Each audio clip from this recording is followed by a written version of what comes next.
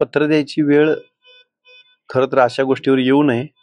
पण याच्याही पलीकडं कार्यकर्त्यांच्या भावना मी समजू शकतो. परंतु आम्ही खूप मजबूत आहोत आणि आंतरवली सराटी म्हणजे वडीगोद्री ते माझं गाव 368 किलोमीटरचं आहे आणि 368 किलोमीटरवरनं येऊन इथं उपोषणाला बसू शकतो म्हणजे आपलं आत्मिक बळ. आपण कुणाच्याही भीतीला भीक सुद्धा घालत नाही आणि आपण कुणाला घाबरत पण नाही. घाबरणारे असतो तर ह्या गोष्टी केल्याच नसत्या. आणि कायद्याचं राज्य आहे हो. कायद्यावर आमचा पूर्ण विश्वास आहे.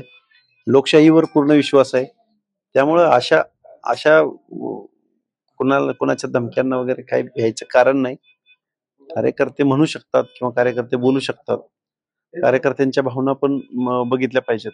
पण अशा गोष्टींची आम्ही आम्ही मनानं खूप खंबीर आहोत, कणखर आहोत. अशा काही गोष्टीची गरज नाही वाटत. आज सुद्धा 2 फोन आले होते. माझे म्हणजे माझा फोन आमच्या टेळेकडे असतो. त्यांनी दोन्ही फोन उचलले. त्यांना समोरच्याला असं वाटलं असेल की मीच बोलतोय. त्याला डायरेक्ट म्हणे, "तुला राहायचंय का वगैरे?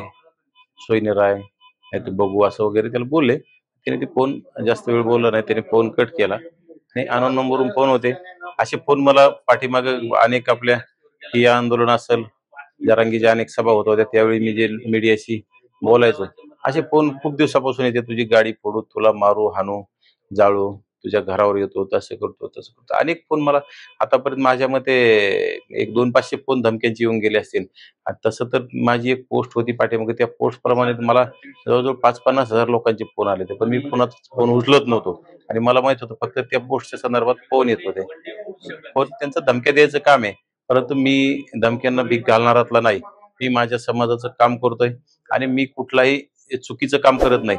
जरांगीसारखं कुठल्या कोणाच्या ताटातलं हिसकावून घेण्याचं काम करत नाही मी. त्यासाठी माझं आंदोलन नाही. आमच्या समाजाचं जे 29% असणारं आरक्षण आहे हे आमचं हक्काचं आहे आणि त्यासाठी आम्ही लढा देतो. याच्यात काय गैर आहे? आणि आमचं आरक्षण हे संविधानिक मार्गाने मिळालेलं आहे आणि आमचा समाज अद्याप गरीबच आहे ना. आणि जरांगीला कुठं मंडल आयोगाचा अभ्यास नाही, कुणाच्या गरिबीचा अभ्यास नाही. कुठंतरी एक जातीय द्वेष आहे, म्हणून तो आपल्यामध्ये षड्यंत्र करून आमच्यावर दबाव टाकण्याचा प्रयत्न करतोय.